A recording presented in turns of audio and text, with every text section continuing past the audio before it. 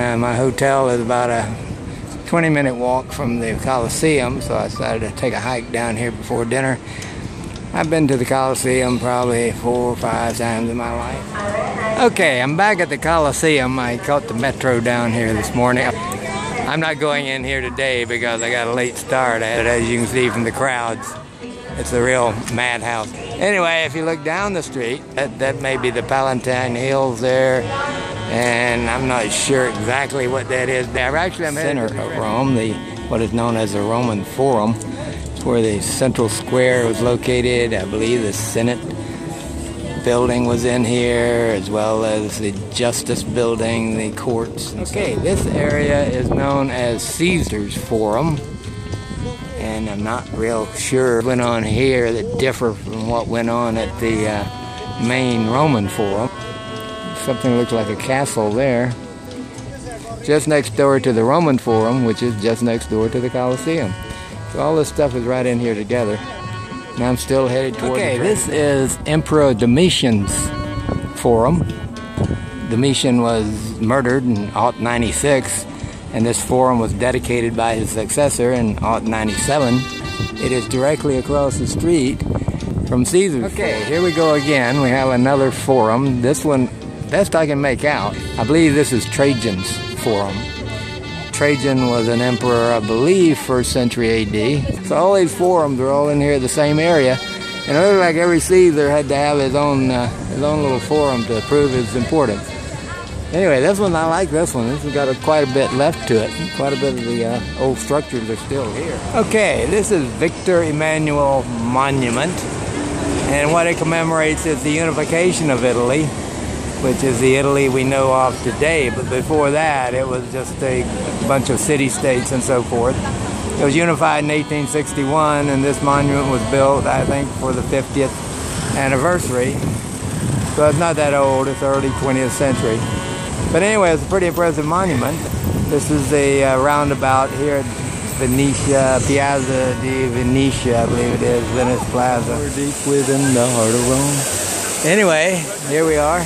World-famous Trevi Fountain. If you are of a certain age, you probably remember the movie, 3 Coins in a Fountain.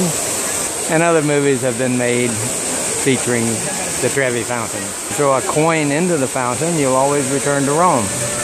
Well, I've been to Trevi, I don't know, 3, 4, 5 times, and I've always thrown in a coin, and I've always returned to Rome. So I think it works. Anyway, this is it. And this is a little square. This place hasn't changed much in the 40-some-odd years since I was at Bar Trevi. I remember that.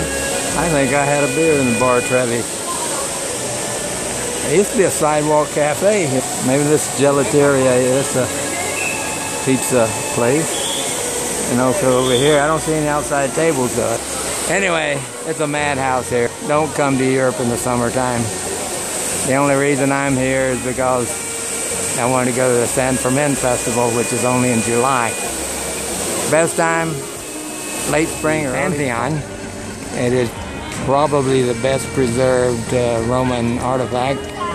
It was built by Emperor Hadrian, I think around the end of the 1st century AD. Hadrian was a great builder. He was also noted for building Hadrian's Wall in England. They say he did a lot of his own architecture.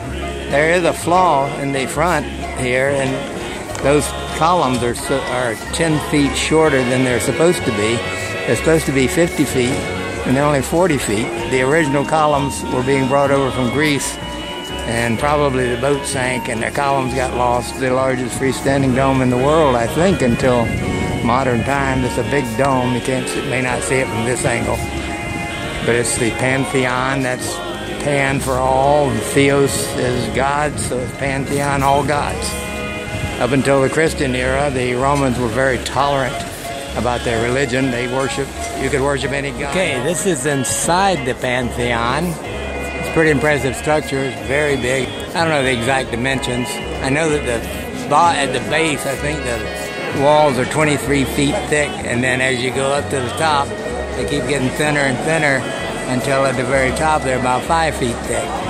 And they had to do that to lighten the load so the whole thing didn't collapse. You notice a big opening in the ceiling. Anyway, it's very nice. One guy, well, this looks like the Christian area here. Sacred place.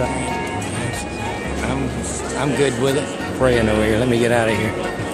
I guess this is all a Christian church. I think when the Catholics came along in the 4th century, they took over the Pantheon and did their own thing, because this was originally set up for all the different Roman gods.